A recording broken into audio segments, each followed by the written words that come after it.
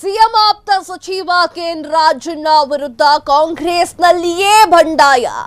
K N Rajanna ಸಸ್ಪೆಂಡ್ಗೆ ಒತ್ತಾಯಿಸಿ ಹೈಕಮಾಂಡ್ಗೆ ದೂರು. ರಾಜ್ಯ ಕಾಂಗ್ರೆಸ್ ಉಸ್ತುವಾರಿ ರಣದೀಪ್ ಸುರ್ಜೇವಾಲಾರಿಗೆ ಪತ್ರ. ಸಿಎಂ ಆಪ್ತ ಸಚಿವ ಕೆಎನ್ ರಾಜಣ್ಣ ವಿರುದ್ಧ ಆ ಒಂದು ಕಾಂಗ್ರೆಸ್ ಪಕ್ಷದಲ್ಲಿಯೇ ಬಂಡಾಯ. ಕೆಎನ್ ರಾಜಣ್ಣ ಸಸ್ಪೆಂಡ್ಗೆ ಒತ್ತಾಯಿಸಿ ಹೈಕಮಾಂಡ್ಗೆ ದೂರು.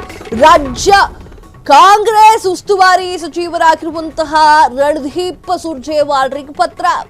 ಬೆಂಗಳೂರು ಕೇಂದ್ರ ಜಿಲ್ಲಾ ಪ್ರಚಾರ ಸಮಿತಿ ಅಧ್ಯಕ್ಷ ಜೆ ಪ್ರಕಾಶ್ ಕಂಪ್ಲೇಂಟ್.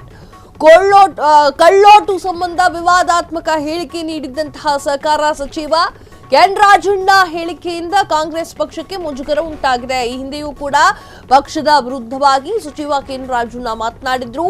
ರಾಜಣ್ಣ ಹೇಳಿಕೆಯ ವಿರೋಧ, ಅವರ ಒಂದು ಹೇಳಿಕೆಯನ್ನು ವಿರೋಧಿಸಿ ರಾಜ್ಯ ಕಾಂಗ್ರೆಸ್ನಲ್ಲಿ ಏನೇನೋ ನಡೀತಾ ಇದೆ.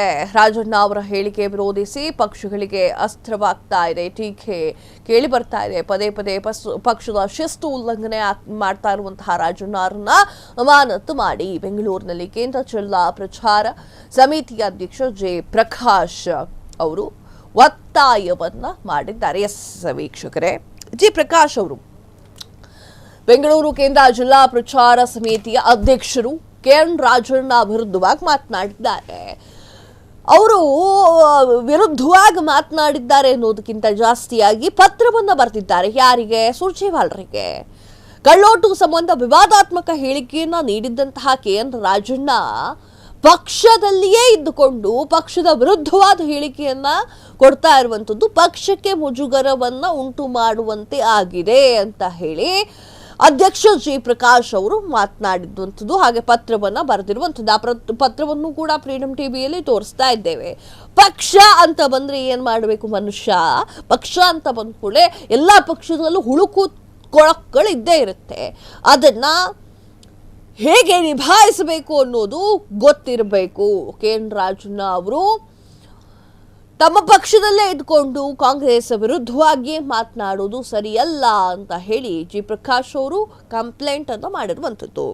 ಇನ್ನು ರಾಜಣ್ಣ ಅವ್ರದ್ದು ಇದೇ ಮೊದಲೇನಲ್ಲ, ಕೆಎನ್ ರಾಜಣ್ಣ ಅವರು ಇದೇ ಮೊದಲೇನಲ್ಲ. ಸೆಷನ್ನಲ್ಲಿ ರಾಜಾರೋಷವಾಗಿ ನಮ್ಮ ಪಕ್ಷದವರೇ ಸಾಕಷ್ಟು ಆಪರೇಷನ್ಸ್ಗಳನ್ನು ಮಾಡ್ತಾರೆ ಅಂತ ಹೇಳಿ ಸೆಷನ್ನಲ್ಲಿ ಒಪ್ಕೊಂಡಿರುವಂತಹ ಕೆಎನ್ ರಾಜಣ್ಣ ಹಾಗೂ ಅವರ ಮಗ ಸಾಕಷ್ಟು ಸುದ್ದಿಯಲ್ಲಿದ್ದರು. ಇದೇ ಫ್ರೀಡಮ್ ಟಿವಿ ವಿಚಾರವಾಗಿ ಸುದ್ದಿಯನ್ನು ಕೂಡ ಮಾಡಿತ್ತು. ಬೆಂಗಳೂರು ಈಗ ಕೆಎನ್ ರಾಜಣ್ಣ ಅವರ ಪರಿಸ್ಥಿತಿ ಹೇಳ್ತಿರೋದಾಗಿದೆ. ಯಾಕಂದರೆ ಬಿಜೆಪಿಯಲ್ಲಿ ಸಾಕಷ್ಟು ಜನರು ಬಿಜೆಪಿಯಲ್ಲಿ ಇದ್ಕೊಂಡೆ ಬಿಜೆಪಿಗೆ ಒಂದಿಷ್ಟು ಮಾತುಗಳನ್ನು ಉಲ್ಟಾ ಆಡ್ತಾ ಇದ್ರು. ಅವ್ರನ್ನೆಲ್ಲ ಏನು ಮಾಡಿದ್ರು? ಅವ್ರನ್ನೆಲ್ಲ ಅಮಾನತ್ ಮಾಡಿದ್ರು, ಅವ್ರನ್ನೆಲ್ಲ ಪಕ್ಷದಿಂದ ತೆಗೆದು ಹಾಕಿದ್ರು. ಈಗ ಕೆಎನ್ ರಾಜಣ್ಣ ಅವರನ್ನು ಕೂಡ ಪಕ್ಷದಿಂದ ತೆಗೆದುಹಾಕುವಂತಹಷ್ಟು ಸಾಧ್ಯತೆಗಳು ಇದೆ. ಸಾಕಷ್ಟು ವಿಚಾರಗಳು ಕೂಡ ಇದೆ. ಎಸ್, ಇದರ ಬಗ್ಗೆ ಮಾತನಾಡಲಿಕ್ಕೆ ಜಿ ಪ್ರಕಾಶ್ ಅವರು ದೂರುದಾರರು ನಮ್ಮ ಫ್ರೀಡಮ್ ಟಿವಿಯ ದೂರವಾಣಿ ಸಂಪರ್ಕದಲ್ಲಿದ್ದಾರೆ. ಸರ್ ನಮಸ್ತೆ. ಸರ್, ನೀವೊಂದು ಲೆಟರ್ ಬರೀತೀರಾ ರಣದೀಪ್ ಸಿಂಗ್ ಸುರ್ಜೇವಾಲಾರಿಗೆ. ಆ ಒಂದು ಲೆಟರ್ನಲ್ಲಿ ಕೆಎನ್ ರಾಜಣ್ಣ ಅವರ ವಿರುದ್ಧವಾಗಿ ಬರೆದಿದ್ದೀರಾ. ಸರ್, ಏನಾಯ್ತು ಸರ್? ಏನಕ್ಕೀಗೆ ವಿರೋಧ ಅಂತ ಏನಿಲ್ಲ, ಇದು ಸಮಂಜಸ ಅಲ್ಲ, ಸರಿಯಲ್ಲ ಅಂತ.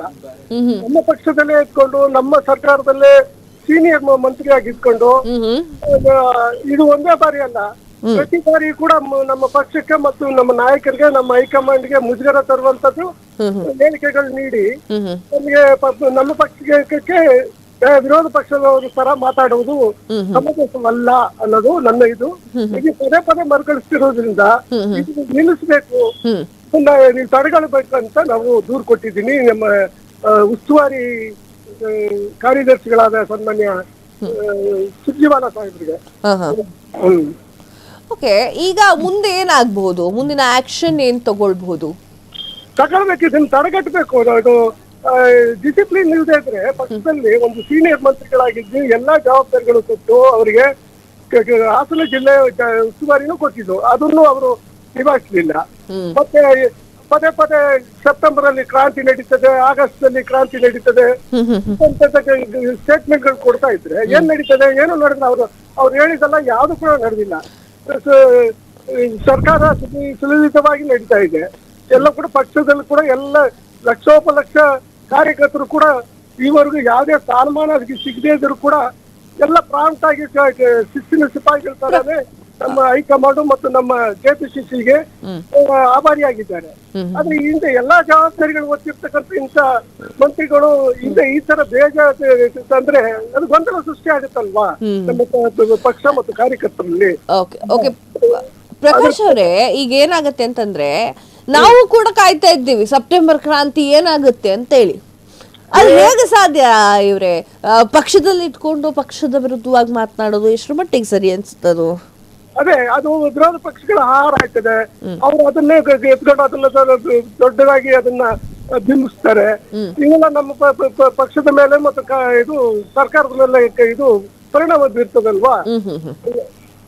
ಅದಕ್ಕೆ ಇದನ್ನೆಲ್ಲ ದೊಡ್ಡವರಾಗಿದ್ದು ಅದು ಯಾರೋ ಕಾರ್ಯಕರ್ತರು ಒಬ್ಬ ಚಿಕ್ಕವಾದ ಯಾರೋ ಮಾತಾಡಿರಿ ಬೀದಿಗೆ ಆದಿ ಬೀದಿಗೆ ಹೋದವ್ರು ಮಾತಾಡಿದ್ರೆ ಅದು ಪರವಾಗಿಲ್ಲ.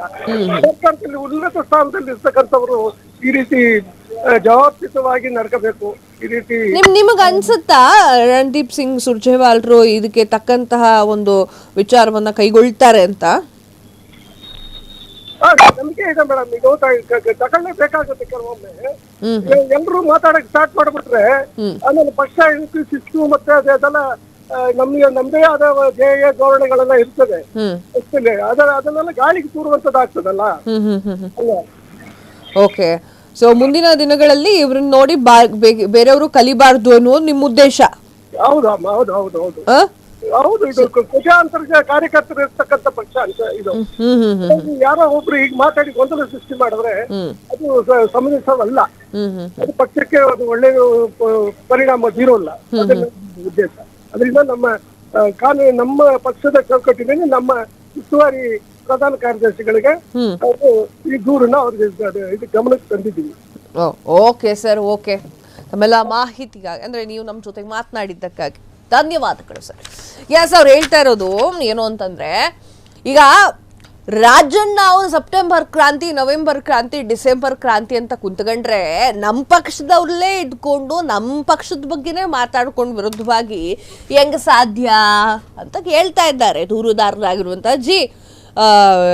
ಪ್ರಕಾಶ್ ಅವರು. ಸೊ ಈ ವಿಚಾರಕ್ಕೆ ಸಂಬಂಧಪಟ್ಟಂತೆ ಮಾತನಾಡಬೇಕು ಅಂತಂದರೆ ಕಾಂಗ್ರೆಸ್ನಲ್ಲಿ ಸರಿಯಾದ ರೀತಿಯಾಗಿ ಕ್ರಮವನ್ನು ಕೈಗೊಳ್ಳುವಂತಹ ಕೆಲಸ ಆಗಬೇಕು. ಈಗ ಹೇಗೆ BJPಯಲ್ಲಿ ಅವರು ಪಕ್ಷದಿಂದ ಉಚ್ಚಾಟನೆ ಮಾಡಿ ಕಳಿಸಿದ್ರು ಹಾಗೆ ಹೈಕಮಾಂಡ್ ಇದರ ಬಗ್ಗೆ ಗಟ್ಟಿ ನಿರ್ಧಾರವನ್ನು ಕೈಗೊಳ್ಳಬೇಕು. ಇಲ್ಲ ಅಂತಂದರೆ ಕಾಂಗ್ರೆಸ್ಸು ಆಡೋರ್ ಬಾಯಿಗೆ ಎಲೆ ಅಡಿಕೆ ಆಗುತ್ತೆ. ಕ್ಷಣ ಕ್ಷಣದ ಸುದ್ದಿಗಳಿಗಾಗಿ ಫ್ರೀಡಂ ಟಿವಿ ಸಬ್ಸ್ಕ್ರೈಬ್ ಮಾಡಿ, ಲೈಕ್ ಮಾಡಿ ಹಾಗೂ ಫಾಲೋ ಮಾಡಿ. ಹೊಸ ಸುದ್ದಿಗಳ ನೋಟಿಫಿಕೇಶನ್ಗಾಗಿ ಬೆಲ್ ಐಕಾನ್ ಮೇಲೆ ಕ್ಲಿಕ್ ಮಾಡಿ.